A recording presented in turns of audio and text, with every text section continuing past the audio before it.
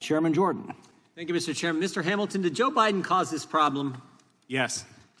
He not only caused the problem, he told us he was going to cause the problem, didn't he? He absolutely did. In the Democrat debate in 2020, here's what then candidate Joe Biden said: migrants should, quote, immediately surge to the border. They took him up on his offer. So the idea that the Democrats say, oh, no, it was Trump who caused the problem, it's Republicans who caused the problem, it's climate change that caused the problem, is BS. Joe Biden caused it, and he told us he was going to do it. And what has that resulted in? 8 million migrants coming into the country in 3 years and 47 days.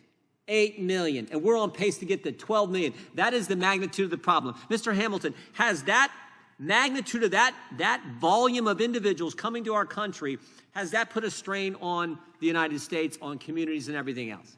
Absolutely. Anyone can look and talk to mayors, talk to local communities, talk to governors, and see the results themselves for themselves. Does it put a strain on schools? Yes. Remember in New York when they told parents, your kids can't come to school today because we have to put migrants in the schools. They're going to have to learn remotely. Correct. Did it put a strain on hospitals? Yes. How about law enforcement? Yes. All kinds of law enforcement concerns, not just the attacks on law enforcement, all kinds of other concerns, right? Correct. Concern on safety in communities around our country, not just on the border. Did it put a concern on safety? How about municipal budgets? Is there a concern there? Yes. Because of this problem that Joe Biden told us he was going to cause and actually caused? Have migrants died in this journey coming here because Joe Biden told them to surge to our border and come into our country? Yes. Kids, yes. Women, all kinds of terrible things happen to them? Absolutely. And then back to your opening statement. Have Americans died? Yes.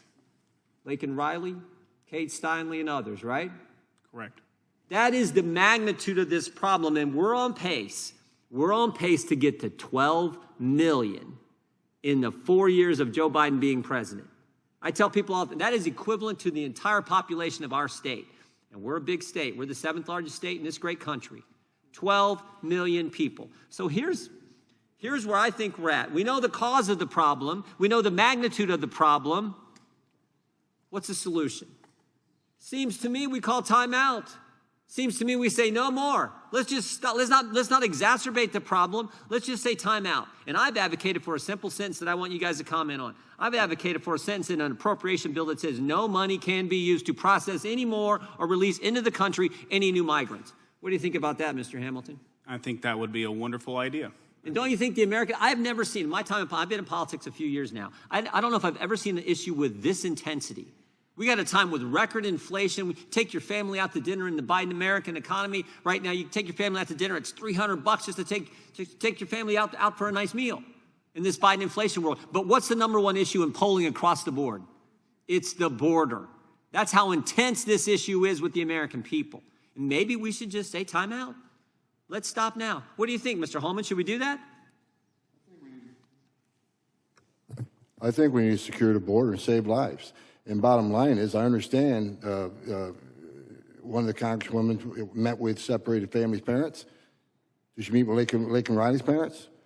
How many of them met with, we got angel moms and dads by the thousands who separated from their families, but they buried their children because of the open border. I'm all for securing the border. We passed good legislation a year ago that would do that. What I'm saying is when the problem is this, when the magnitude of the problem is where it is now, you know, the old line, when you're in a hole, quit digging, right? Like let's quit making it worse by allowing more and more people to come into the country. Maybe we should say time out and then focus in on securing the border, of course, but just stop the influx that we see. And that's what I'm asking you. Do you think that makes sense now? We have to stop the influx. Yep. Mr. Arthur? Mr. Chairman, it's clear that we have to stop the influx. This is unsustainable. In fact, former President Obama did an interview on ABC, Good Morning America, back in September 2021. And he talked about the humanitarian concerns. We're humanitarian people, that we have instincts for that. But he noted the fact that open borders are unsustainable. Mr. Chairman, right now we're seeing the unsustainability of open borders. Cities and towns across the United States. I live in North Carolina. We don't really have a whole lot of illegal immigrant problems. But the people in North Carolina, when they're polled, say it's a huge issue. My neighbors, they tell me that it's a huge issue because they're feeling it everywhere. Joe Biden caused the problem. He told us he was going to do it. The magnitude of the problem is so egregious, it's the #1 issue on the minds of the American people, and the solution to the problem could be with Congress if we would just say, we're not going to fund the processing and releasing of any more migrants into the country. That's what we could do. Short of that, we're going to have to wait for an election, hopefully have President Trump win so we can get back to a chief executive who actually will enforce the border. With that, I yield back.